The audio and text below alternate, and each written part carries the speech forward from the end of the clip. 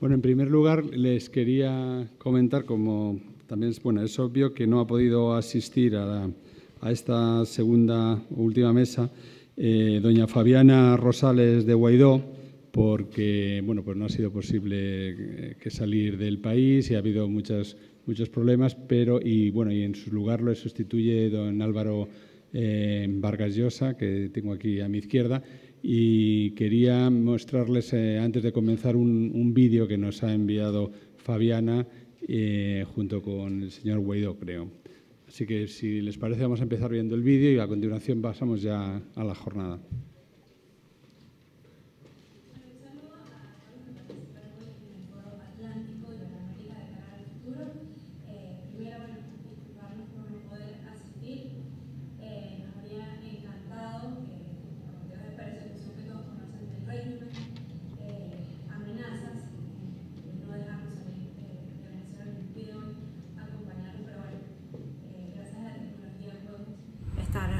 Con todos ustedes. Me acompaña hoy el presidente encargado, Juan Guaidó, para ser parte de este foro. Muchísimas gracias a todos ustedes por comprometerse con la causa democrática hoy de Venezuela.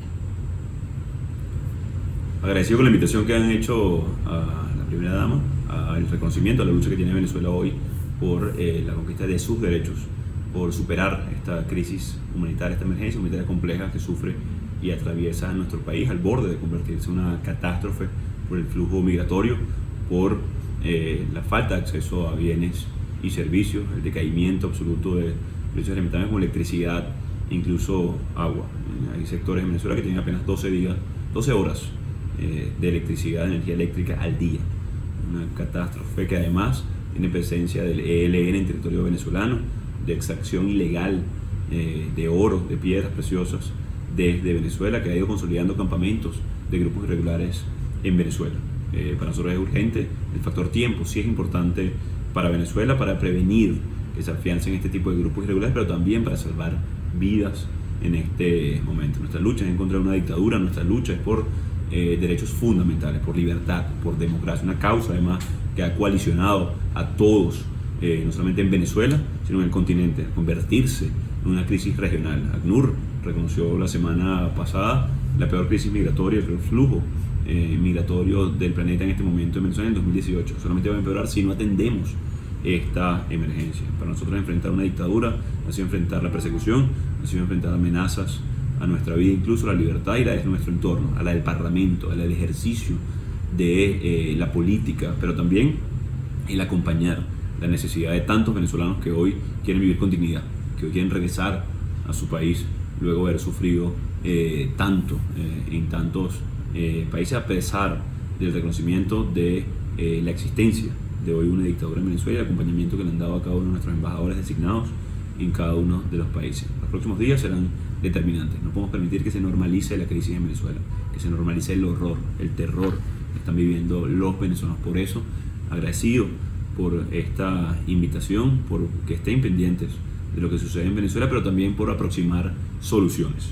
La comunidad internacional será determinante en este proceso. Nosotros estamos haciendo grandes esfuerzos para continuar manifestándonos en las calles, a pesar, insisto, de lo que ha sido la brutal y salvaje represión y persecución. Incluso el primer vicepresidente del Parlamento Nacional está hoy secuestrado.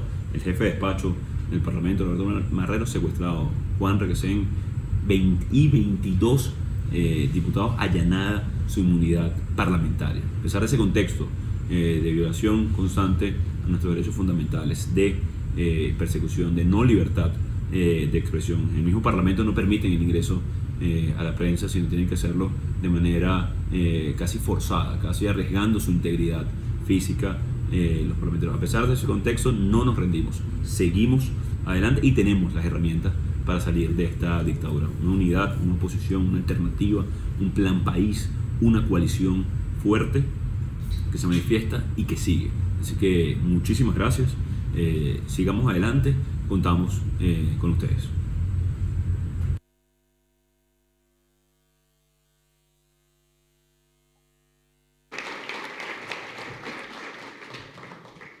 Pues muchas gracias. Pone la carne de gallinas oír el discurso del presidente Guaidó y de su esposa.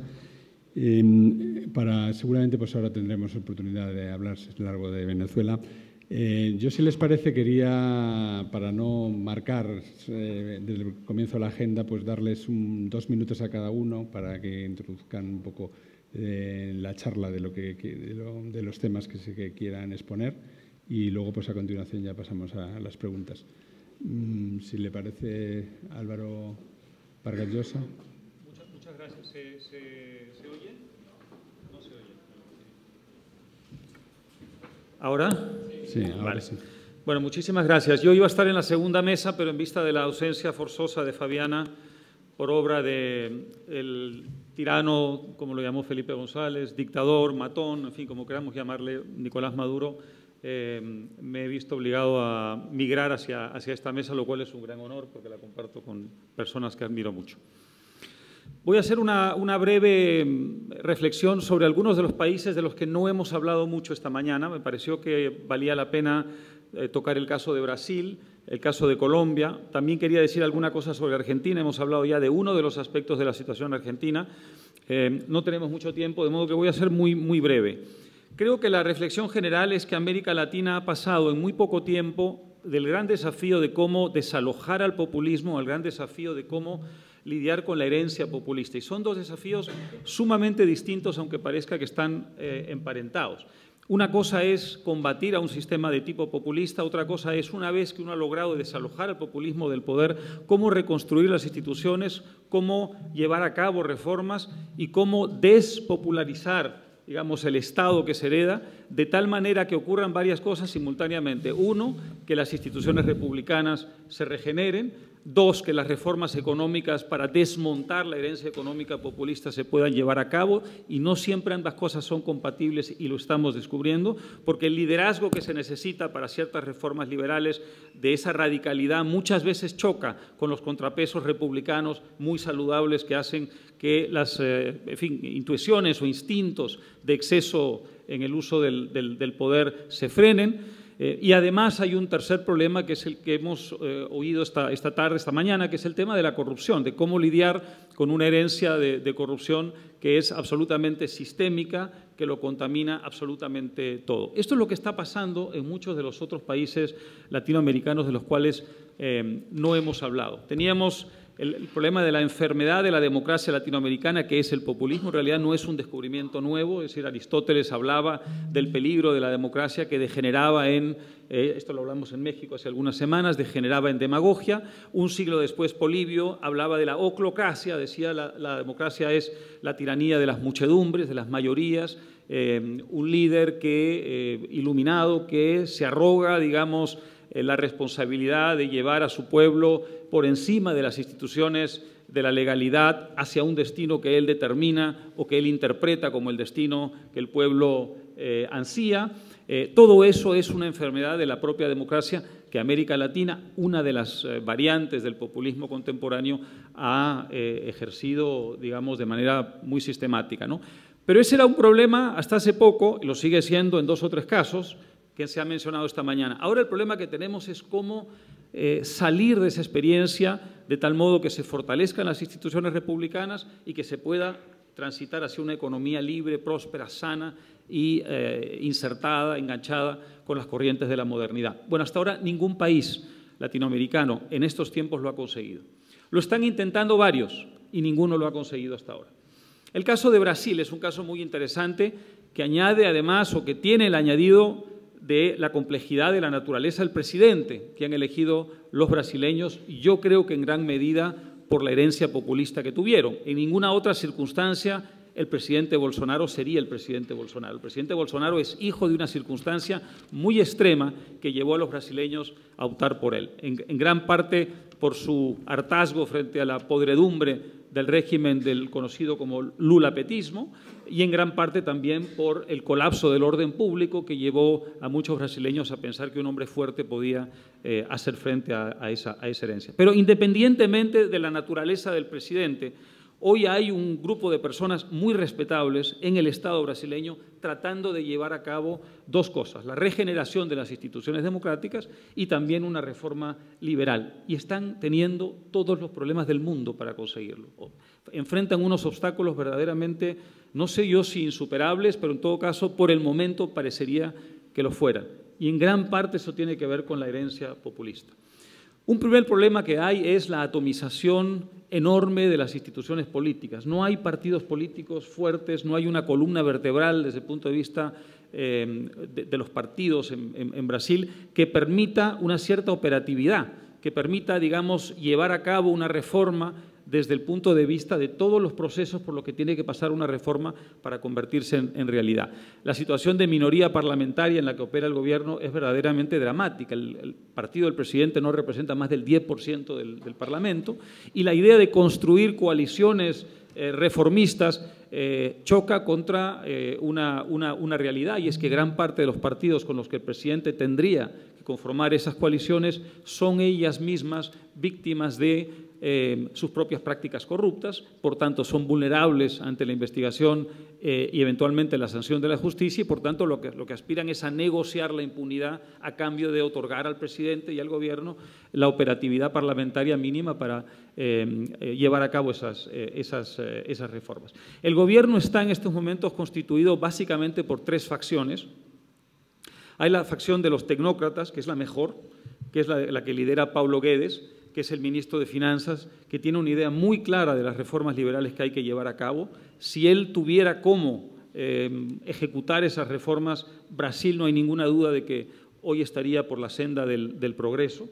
Es un hombre con las ideas sumamente claras, que tiene una visión de conjunto de lo que debería ser una sociedad libre, moderna y próspera, pero que está operando frente a otras facciones en el poder que evidentemente limitan mucho su accionar. La segunda facción importante es la facción más ideológica, una facción conservadora muy extrema, que lidera en realidad un gurú que ni siquiera vive en Brasil, que vive en los Estados Unidos, Carvalho, Olavo de Carvalho, que es un hombre inteligente, es un hombre con lecturas y una cierta cultura, pero que es un fanático que cree que la acción del Estado básicamente tiene como misión convertir a Brasil en una sociedad a imagen y semejanza de sus ideas conservadoras, mediante las cuales el Estado tiene que imponer una cierta visión de la moral al resto de la sociedad a través de distintos mecanismos, uno de ellos el Ministerio de Educación, por ejemplo. Esta coalición o esta facción al interior del poder tiene enorme influencia en el propio presidente, cuyas ideas en muchos casos se ven reflejadas en todo eso. Y una tercera facción, y lo decía Felipe González esta mañana con algo de sorna, y es verdad, es la de los militares, que han resultado los moderados del régimen. Sin embargo, yo añadiría, porque esto se le olvidó a Felipe, que son moderados, sí, y eso atempera a los instintos populistas de derecha de las otras facciones, pero que también carecen de una visión reformista liberal. De manera que son, al mismo tiempo, una manera de atemperar los instintos tribales del presidente, pero también de boicotear o sabotear los instintos liberales, reformistas de la facción de Paulo Guedes. De manera que hay al interior del poder ahí una cierta parálisis en este momento, que se agrava si uno tiene en cuenta la situación de fragmentación parlamentaria de la que hablaba, la dificultad para constituir una coalición al interior del Parlamento que esté a favor de las reformas, en gran parte porque lo que quieren muchos de esos políticos es negociar respaldo a las reformas a cambio de impunidad. No es una objeción ideológica lo que tienen contra eso. De modo que este es un problema. Dicho esto, yo no soy enteramente pesimista. ¿Por qué? Porque Paulo Guedes es un hombre inteligente. Se dio cuenta de lo que estaba pasando y asumió una responsabilidad que no era la suya y para la cual probablemente ni siquiera estaba preparado. Dijo, bueno, muy bien, como esta es la situación de parálisis y yo no he venido a perder el tiempo, y se lo dijo así a los brasileños, yo me puedo ir a mi casa, yo no necesito esto, se fue al Parlamento y dijo, muy bien, yo voy a tomar la responsabilidad de negociar uno por uno con cada uno de los parlamentarios sin ofrecerles ningún grado de impunidad la posibilidad de formar una coalición reformista y llevar a cabo las reformas. Entre ellas, la primera y la principal, que es la reforma de las pensiones. Esto suena poca cosa, suena anecdótico, no lo es. En Brasil las pensiones se llevan el 44% del presupuesto nacional. La mitad del presupuesto se destina a pagar pensiones. El Estado brasileño, que está prácticamente quebrado, en gran parte lo está por culpa de un sistema de reparto que es absolutamente infinanciable y que además es total y absolutamente improductivo. De manera que Paulo Guedes lo que quiere es hacer lo que han hecho muchos otros países en América Latina y en otras partes del mundo, todavía no España, espero que España lo haga alguna vez, porque hay muchas propuestas interesantes de liberales españoles, que es pasar de un sistema de reparto a un sistema de capitalización individual, que es el sistema que funciona en los países donde esto funciona. Bueno, si Paulo Guedes logra armar una coalición, lo cual significa 308 votos de 513 totales en el Parlamento, es decir, una tarea hercúlea, si lo logra y esa reforma se aprueba, y no es imposible, por el momento entiendo que tiene 202 votos, le faltan 100 más, algo ha conseguido.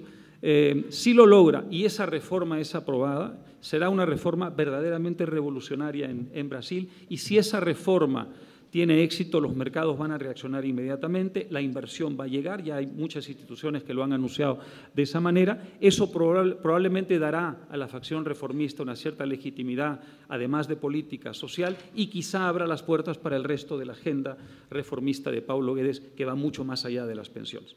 De manera que no soy enteramente pesimista, pero sí soy realista. Hay una situación de bloqueo, hay una situación de entrampamiento y hay una situación en la que no ayuda que el presidente, aliado con esta facción ideológicamente conservadora, no conservadora en el gran sentido de la palabra, la tradición de Edmund Burke, etcétera. No, hablo de una ideología, digamos, altamente intervencionista desde el punto de vista del Estado, y que creo yo que hoy se ha convertido en una fuente de distracción para la gran misión reformista que tiene gente como Paulo Guedes. Voy brevemente, sé que queda muy poco tiempo, voy simplemente a... Es que nos hemos pasado de tiempo. No es que bueno, entonces dejo lo de Colombia para otro momento. Eso es, ya, si te parece.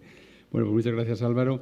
Quizá podemos hablar también de México, donde no es precisamente el problema la minoría en el gobierno, sino hay una gran mayoría, pero las reformas liberales también brillan por su ausencia.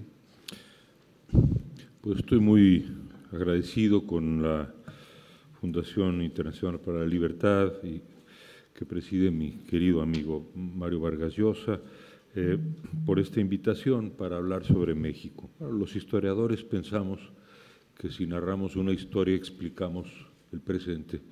No siempre es así, y no voy a hacer una narración muy detallada, pero sí creo que como un testigo activo y participante en los últimos 50 años ya de la vida política de mi país, puedo dar un panorama de cómo llegamos aquí, en dónde estamos y qué salidas veo. El régimen que llamé la presidencia imperial y que Mario Vargas Llosa en 1990, en un encuentro memorable en televisión abierta, llamó la dictadura perfecta, duró 71 años. No fueron 71 años idénticos, fueron distintas etapas, pero el PRI tenía, entre sus muchos defectos, algunos elementos, digamos, modernos, que hacen que la hipótesis que nos sugirió Felipe González antes de este evento, cuando hablaba de México, país que conoce y que visita con frecuencia, no sea enteramente exacta. Él decía que López Obrador es el último presidente del PRI. Bueno, yo no lo creo. Yo creo que es el primer presidente populista de México, porque el PRI, entre sus muchos defectos, y créanme que eran muchos, no era el de ser un régimen populista. ¿Por qué no lo era? En primer lugar, porque porque el sistema político mexicano tenía, contra el que nos opusimos 3 o 4 décadas, desde que tengo memoria, tenía 2 instrumentos fundamentales: el PRI y la presidencia. El presidente no era dueño del PRI. El PRI era como una especie de corporación de corporaciones, de obreros, de campesinos, de burócratas, en un momento dado de militares, Era una corporación, digamos, de corte fascista, si se le quiere llamar así, en fin, porque tenía esa inspiración. Pero era una corporación en donde había representaciones regionales, sectoriales, y había una lucha política interna. El presidente era todopoderoso, pero no era dueño del PRI. El PRI elegía al presidente, más bien el presidente anterior elegía al siguiente, por 6 años. Pero el presidente no le daba órdenes al PRI de qué tenía que hacer. Si el PRI casi siempre estaba de acuerdo con el presidente, pero cuando no, cuando el presidente sobrepasaba o esquivaba ciertas normas, muchas veces no escritas, el PRI acotaba al presidente. Digamos que cuando el presidente tenía ciertas actitudes, vamos a decir, populistas, quien lo acotaba era la institución del PRI. Por eso cuando nació el PRI en 1929, la frase clave de su fundador, Plutarco Elías Calles, fue: se acabó la época de los caudillos, empezó la época de las instituciones. Entonces el PRI, con todo lo detestable que era en términos de corrupción y de manejo del poder, era una institución. Por otro lado, el presidente era poderoso, pero no por su carisma. Podía ser guapo, feo, podía ser inteligente o tontísimo, podía ser lo que quisiera, pero el poder no estaba en él por su atractivo personal. Estaba en él porque era el presidente de la República. Y en el minuto en que se iba de la presidencia, puesto que su poder residía en la silla presidencial, se volvía un expresidente, lleno de dinero, pero un expresidente. Entonces, por eso el PRI no fue un régimen populista. Tuvo momentos de políticas económicas populistas, como con Echeverría y López Portillo.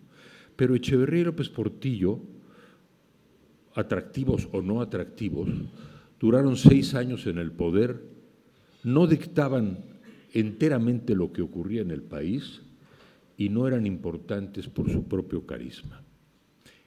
México, en las últimas décadas del siglo, luchamos muchos por una transición hacia la democracia. Evidentemente, el Poder Judicial, el Poder Legislativo, dependía, como tantas cosas, del presidente y del PRI, del sistema. Esto es lo que quisimos nosotros cambiar. La alternativa que veíamos en las últimas décadas y en la cual estaban de acuerdo personajes de derecha y de izquierda y de centro, prácticamente una unanimidad en la última década del siglo, fue: transitemos hacia una democracia, hacia la democracia. Que haya división de poderes, elecciones limpias y transparentes. Por cierto, en México las elecciones las manejaba la Secretaría de Gobernación hasta 1997. El propio gobierno era juez y parte. Entonces, ¿qué queríamos? Poder judicial, representación plural en la Cámara, un órgano de manejo de las elecciones autónomo y libertad de expresión. Bien. Pues ocurre que lo logramos. En el año 2000, un poco antes de hecho, México transitó hacia la democracia. Y a pesar de que nada en nuestra historia, ni milenaria, ni centenaria, ni en el siglo XX, nos volvía predestinados para la práctica democrática, la fuimos construyendo. En efecto, una pluralidad de representación en el Congreso, un poder judicial independiente, el Instituto Nacional Electoral se volvió una institución ejemplar en el nivel internacional. Organizó elecciones con 2 millones de ciudadanos organizándolas de manera absolutamente ejemplar en elecciones no solo presidenciales, sino en todos los niveles, con una participación de entre el 60 y 70%. Realmente la democracia mexicana desde el año, vamos a decir, en los últimos 20 años únicos en los que hemos tenido democracia, ha funcionado de manera, diría yo, si no ejemplar, mucho más dinámica, clara, de lo que soñábamos nosotros en el siglo XX. Entonces, ¿qué ocurrió? Vale la pena preguntarnos, ¿qué ocurrió? Bueno, tuvimos tres presidentes, el presidente Fox, el presidente Calderón, el presidente Peña Nieto. Ninguna de sus gestiones fue particularmente sobresaliente.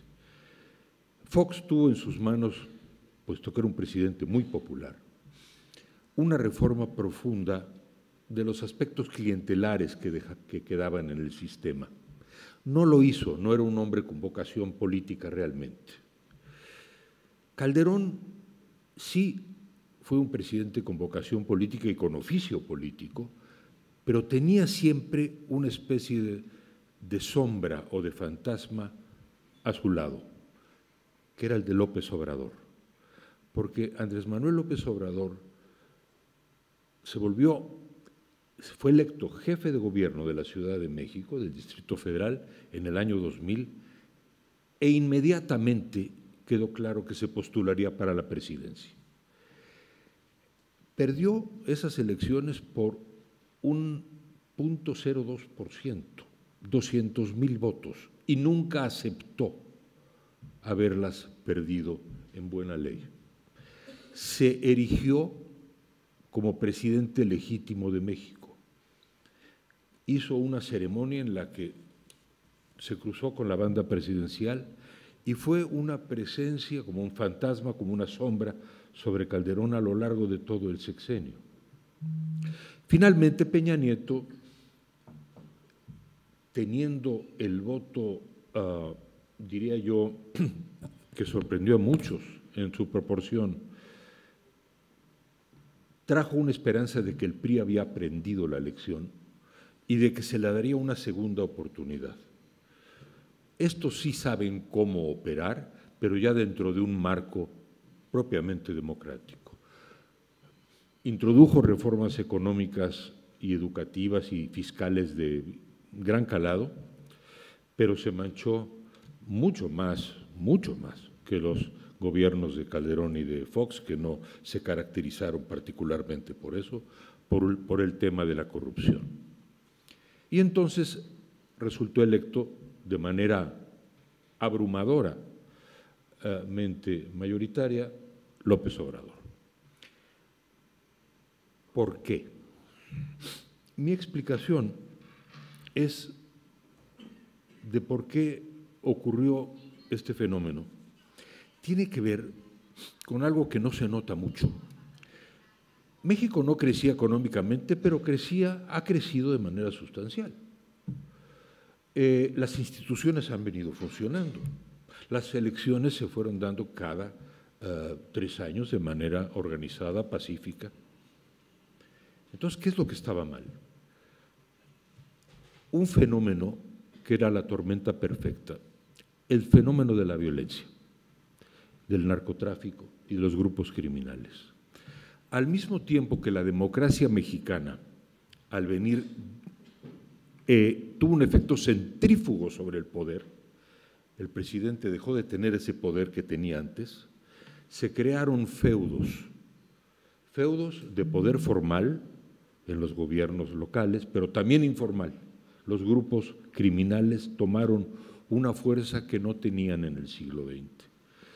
Conocemos la historia, el modo en que los grupos criminales mexicanos absorbieron a los colombianos, se fortalecieron de una manera extraordinaria como un poder local enorme, empezaron a distribuir droga dentro del país y sobre todo a distribuir armas, porque Estados Unidos en 2004 levantó el embargo de las armas. Este fenómeno de la inseguridad y la violencia ha desquiciado a la sociedad mexicana, que entre 1930 y el año 2000 tuvo un índice delictivo prácticamente horizontal, el mismo, y de pronto todos los indicadores se han ido de manera vertical y siguen de manera creciente.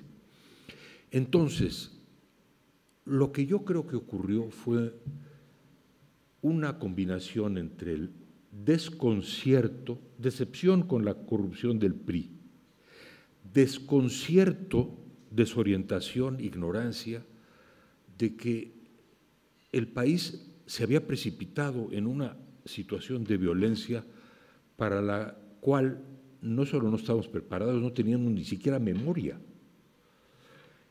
Este es para mí el elemento catalizador de por qué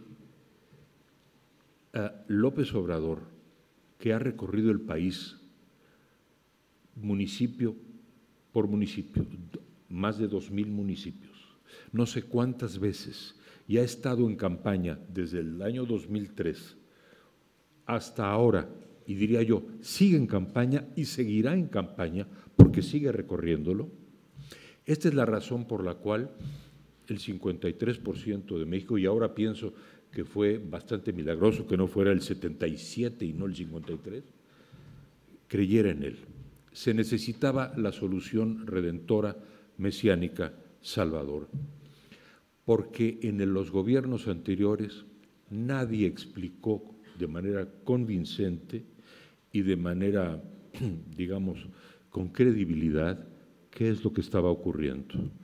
No teníamos una crisis económica, no, tampoco teníamos una crisis social. Estábamos construyendo instituciones sólidamente en una democracia joven, frágil, pero lo estábamos logrando. Nadie pudo explicar, porque el presidente de la República, Peña Nieto, con dificultades, podía hilar dos frases. Y no solo porque no se le daba a él ni a nadie de su gabinete el don más elemental de la comunicación, porque no tenía credibilidad, porque estaba preocupado en los dos temas que le obsesionaban, ¿no? La corrupción y jugar golf. Entonces, esta frivolidad, esta corrupción, pero sobre todo este desconcierto vago, pero también desesperante y angustiante de la violencia, fue el caldo de cultivo que nos llevó a esto. Bien, ¿dónde estamos? Bueno,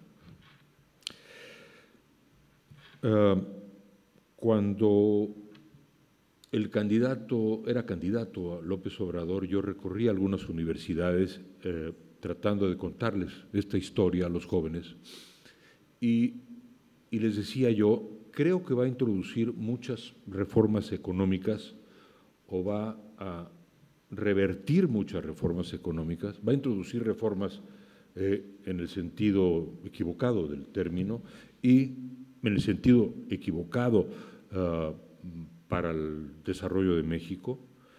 Creo que va a revertir reformas que son positivas, como la apertura energética, por ejemplo. Pero bueno, si tiene el mandato, que lo haga. Así decía yo ante esos jóvenes.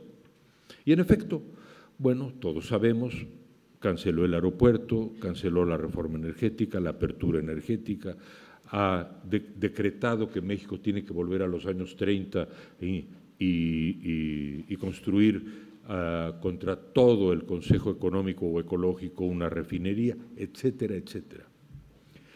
Pero yo me sostengo en lo que dije. Esto es para lo que fue el mandato que se le dio con esa mayoría que tiene en el Congreso, en los congresos locales y con el 53%. Pero lo que sí señalaba, y eso me lleva a concluir explicando la situación en la que estamos, lo que sí señalaba ante esos jóvenes es lo siguiente. El presidente puede hacer con su mandato, en términos de política económica, social, realmente lo que quiera. Pero no es admisible que toque las instituciones del país lo que queda de la división de poderes y las libertades. Eso no. Que haga lo que quiera, pero eso no. Bueno, dicho y hecho. Eso es justamente lo que ha ocurrido, esa afectación es lo que ha venido ocurriendo día tras día y de manera creciente, pienso yo, en los 6 meses o en los meses que lleva. Ha afectado el Instituto Nacional de Energía, de Transparencia, de Información. Está muy amenazado el Instituto Nacional Electoral. Desde luego, las amenazas que penden sobre la Suprema Corte de Justicia son muy serias. No digamos cómo destruyó instituciones legendarias de México, como el Fondo de Cultura Económica y otras instituciones, incluso de salud. Entonces, es un desmantelamiento sistemático de las instituciones que, insisto, formaban parte del entramado de México en el siglo XX y que explican en cierta forma la permanencia del PRI por tantos años.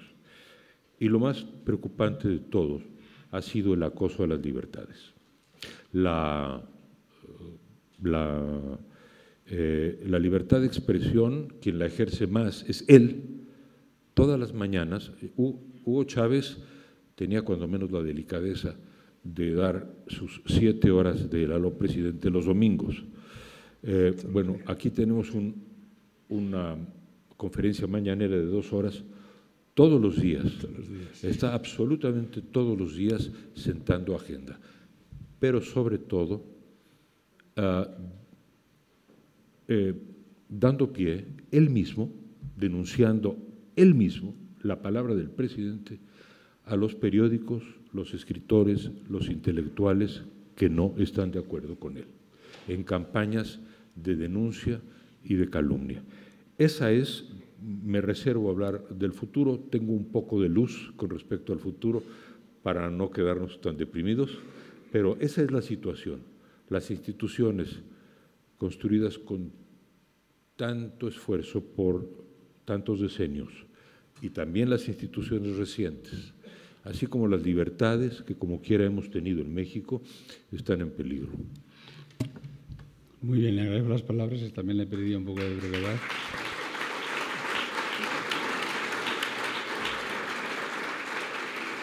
Yo según por terminar su discurso, luego le pregunto también a don Álvaro Vargas Llosa, me iban surgiendo dudas porque, bueno, él también, por ejemplo, ha puesto delegados a los gobernadores. Bueno, desde el punto de vista económico es un desastre porque, por ejemplo, Pemex le han bajado el rating de la deuda, está en una situación complicada. Pero, sin embargo, aparte de todas estas cosas que usted ha citado, sin embargo, la popularidad sigue siendo muy alta. Bueno, sigue siendo muy alta. Entonces, mi pregunta era, ¿ahí hay un peligro de reversión de la democracia? ¿De que López Obrador se eternice en el poder o que llegue a suprimir instituciones claves de la separación de poderes? Quería animarle, aunque nos ha dejado ahí con la guinda sin terminar el pastel, pero a ver un poco que termine la reflexión. Bueno, es cierto, ha nombrado además para neutralizar el poder realmente en la práctica de los gobernadores, ha nombrado a sus propios, llamémosle virreyes en cada estado, que manejen presupuestos directamente para comprar, para becar a la gente, a jóvenes, a cambio, claro, de obediencia política. Ya se está viendo. Todo este panorama es muy negro y, por supuesto, si no creo que el mandamiento político número 1 de la historia mexicana, que es la no reelección, sea para López Obrador en realidad un obstáculo mayor. No obstante, quiero decir que, aunque no con la decisión y la gallardía y la claridad que he escuchado a los jueces argentinos y peruanos, todavía tengo esperanza en la justicia en México. se han ido interponiendo amparos y juicios en contra de las decisiones del presidente, y tengo fe de que el Poder Judicial todavía funcione. Hay además una sociedad civil activa, creciente, que se ha opuesto, por ejemplo, de manera muy firme a la actitud servil, pienso que servil, de López Obrador con respecto al presidente Trump. No he perdido la esperanza de que luchando día a día en foros como este, dentro y fuera de México, el país, mi país, que es dinámico, que ama la libertad, despierte y en el año 2021 de las elecciones intermedias podamos recobrar la Cámara de Diputados y retomar la senda de la democracia con libertad. Quería preguntarle, Álvaro, has hablado antes un poco de la fragmentación que existe en Brasil, pero esa misma fragmentación de partidos políticos que impiden las reformas y tal, pues se reproduce en toda la región, en Ecuador, en Argentina. No sabemos lo que va a pasar en las elecciones que hay en otoño, en Colombia, que te he dejado con la palabra en la boca también. Entonces, un poco quería que me respondieras un poco si crees que es posible, porque claro, mirado un poco en retrospectiva, el continente no ha avanzado, la región no ha avanzado en las reformas. Había mucha esperanza en que se consiguiera, pero parece difícil, cada vez surgen más, y ahora la fragmentación política hace que sea todavía más complicado y por ende también, si en algún caso pues puede estar en riesgo la democracia, ¿no? Es una excelente pregunta. ¿Tenemos un par de horas? No, solo tengo 15 minutos para terminar, que luego quería preguntar por Trump y algunas cosas que dice. Muy rápidamente añado una cosa, lo que decía Enrique, que ha sido, me parece, panorámico y perfecto. Hay dos instituciones en las que yo confío para moderar un poco a López Obrador contra su voluntad, por supuesto. Una son los mercados financieros. Cada vez que mete la pata, inmediatamente reaccionan los mercados financieros. Se han vuelto un contrapeso republicano hoy, algo interesante y paradójico.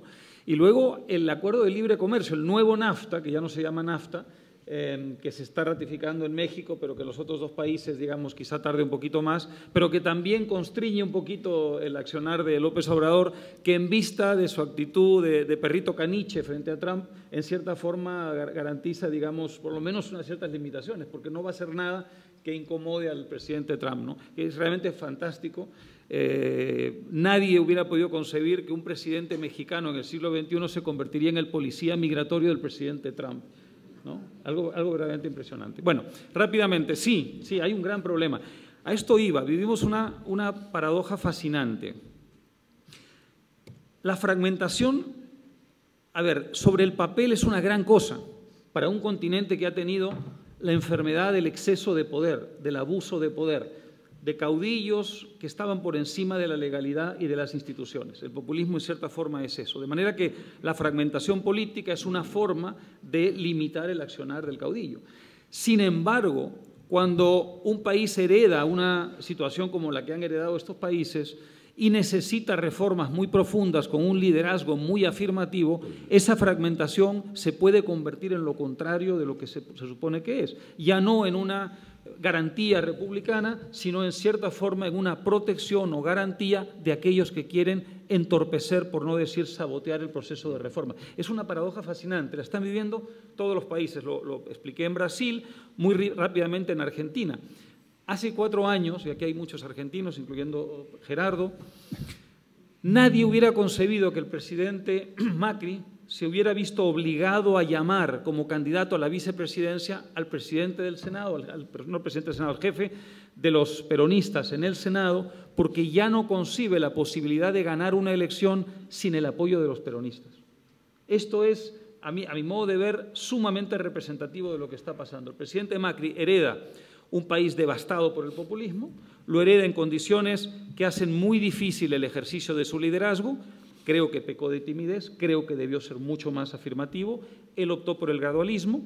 Eso hizo que, en cierta forma, se lo culpe hoy a él de cosas que en realidad tienen que ver con la herencia kirchnerista. Hoy la inflación de Argentina es el doble que la que tenía Cristina, pero en gran parte por culpa de Cristina. Sin embargo, el presidente Macri, hay que decirlo, no optó por cortar por lo sano, no optó por unas reformas que pusieran fin a todo eso, y hoy, en vista de la situación, se ve obligado a llamar a los peronistas para que los peronistas le salven la posibilidad de la reelección. Vamos a ver, eso lo hablábamos anoche en una cena, qué precio le cobran los peronistas si efectivamente Macri es reelecto.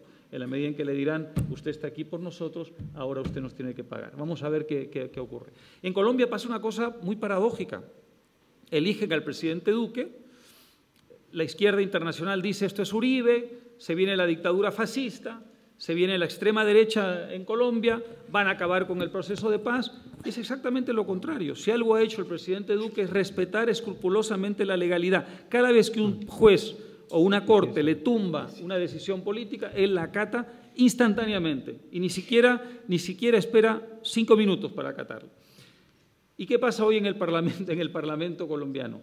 Que el partido de los fascistas supuestos, que iban a entronizar una dictadura populista de derecha, está contra Duque. Y cada vez que Duque necesita aprobar una reforma, tiene que apelar a los liberales porque la mitad del Centro Democrático, que es el partido de Uribe, vota contra él. De manera que esta fragmentación en realidad es una doble fragmentación. No solamente carece de mayoría, sino que al interior de los partidos hay facciones que hoy están saboteando muchas de las reformas que el propio presidente quiere hacer. Y en la exposición de Guillermo Lasso esta mañana también se refirió al caso de Ecuador. El caso de Ecuador es muy interesante. También el correísmo, que es la herencia del gobierno populista anterior, tiene una bancada parlamentaria que está partida por la mitad. De manera que la mitad de la bancada todavía responde a la herencia del populista anterior y la otra mitad a la de este presidente, lo cual hace difícil desmontar la herencia populista. En otras palabras, estamos hoy ante un reto enorme, que es el de desmontar el populismo heredado, y la gran paradoja es que si no lo logramos, volverán a surgir los populistas culpando a los presidentes de hoy de cosas que en realidad tienen una responsabilidad anterior.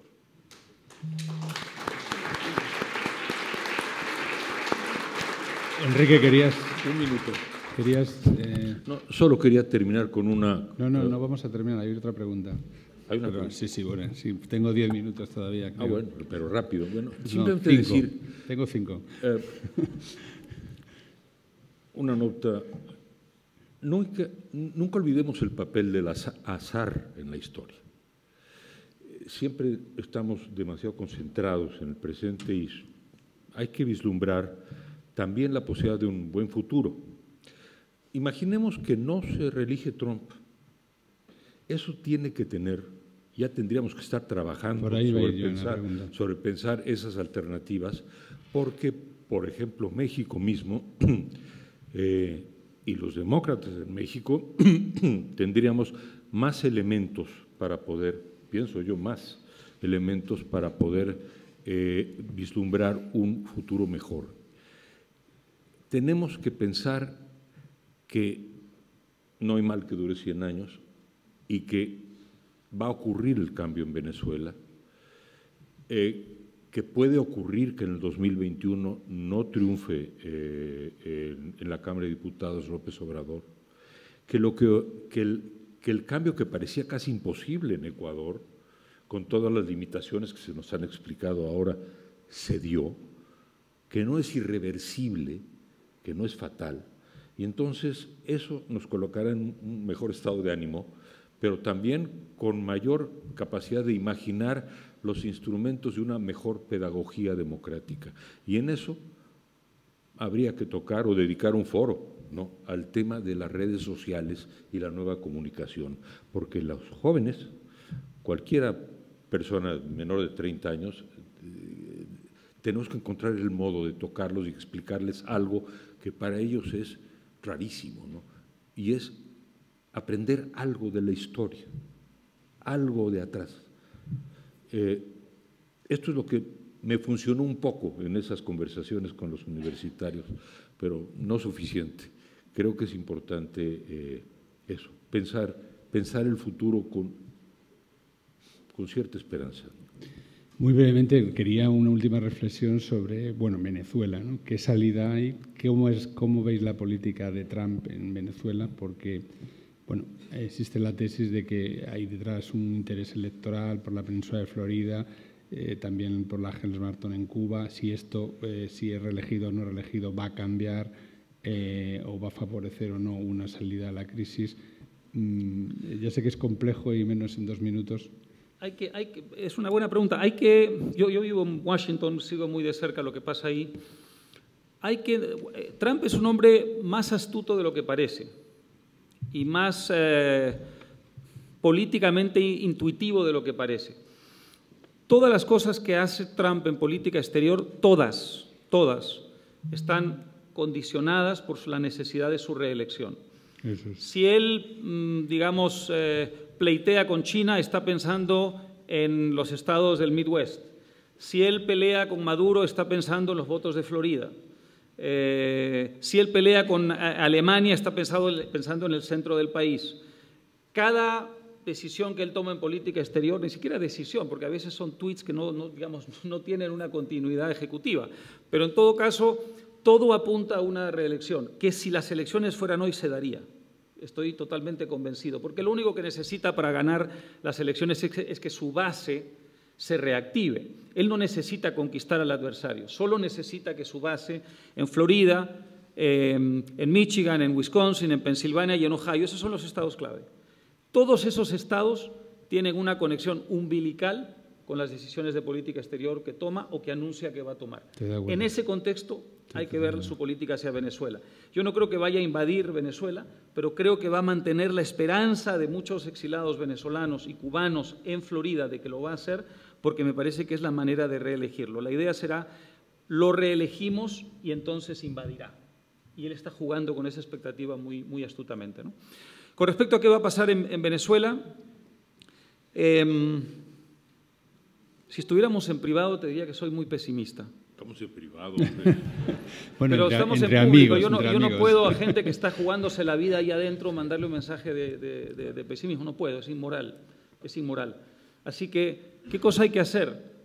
Las calles, la presión internacional, la presión diplomática, la rebelión popular y presionar a los militares para que le den la espalda a Maduro. No hay otra fórmula, es decir, no se ha inventado otra fórmula para sacarse de encima una dictadura. Es verdad, y se dijo esta mañana algo que creo que es importante, todavía los militares, por lo menos la cúpula, no se ha creído aquello de la amnistía.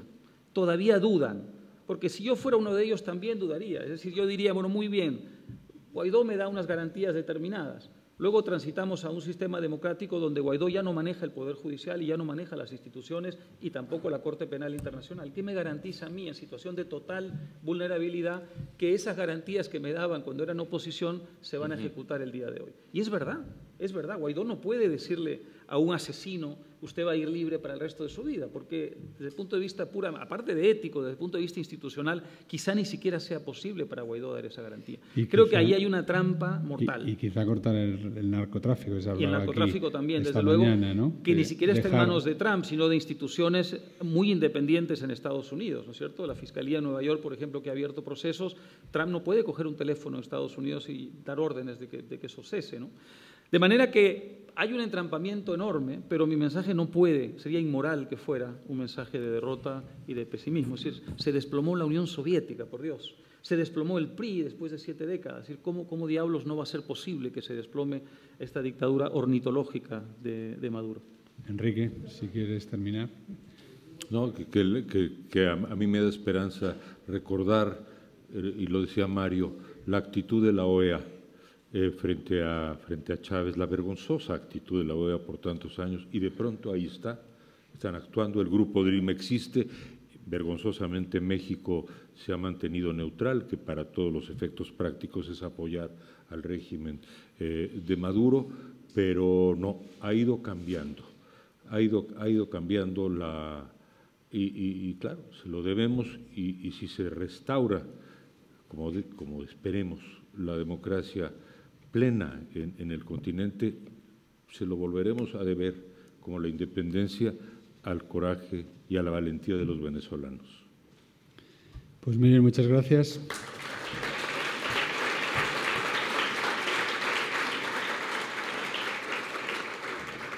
Es una pena que no tengamos más tiempo, pero como todas las cosas buenas, lo breves y es dos veces bueno. Así que vamos a ya dar paso a la clausura con el señor Margaret Joseph.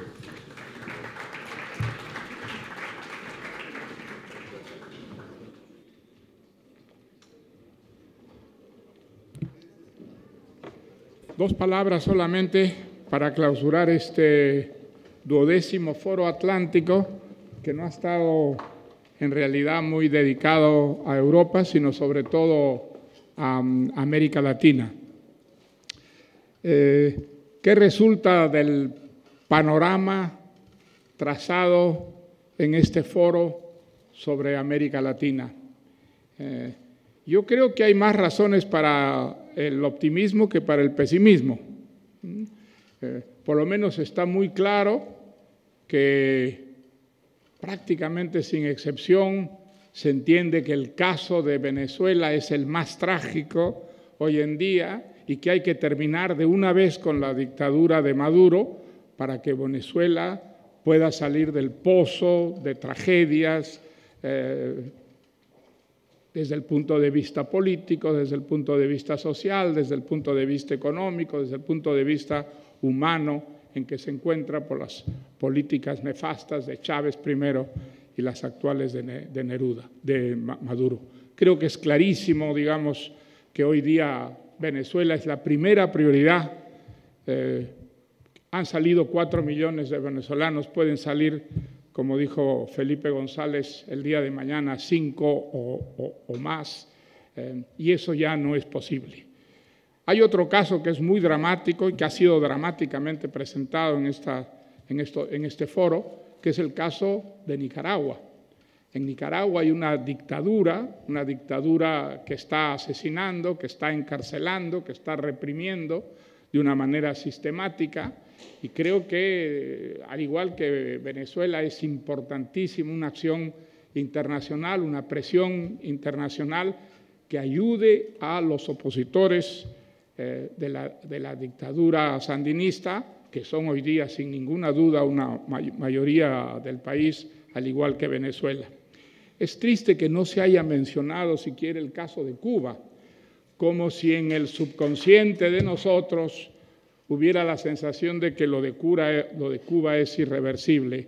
No es verdad, no es irreversible, lo ha recordado Álvaro, ha caído la Unión Soviética, que parecía inamovible, que, como dijo el doctor Kissinger, poco antes de que cayera el muro de Berlín, estaba allí para quedarse. No estaba allí para quedarse, no hay ninguna dictadura que esté para quedarse, y la dictadura cubana también, a la corta o a la larga, caerá. En el resto de América Latina, hoy día lo que impera es fundamentalmente el populismo y la corrupción. Pero hay democracias que están profundamente afectadas, tanto por el populismo como por la corrupción, pero sin embargo hay esperanzas, porque lo hemos visto en este foro esta mañana, hay también en los países latinoamericanos políticos decentes, jueces honrados y valientes, y una población que se manifiesta de una manera cada vez más inequívoca, clara, en favor de la decencia, en favor de la limpieza, en favor de la legalidad, en última instancia, en favor de una democracia funcional. Creo que con esta esperanza podemos terminar este foro atlántico.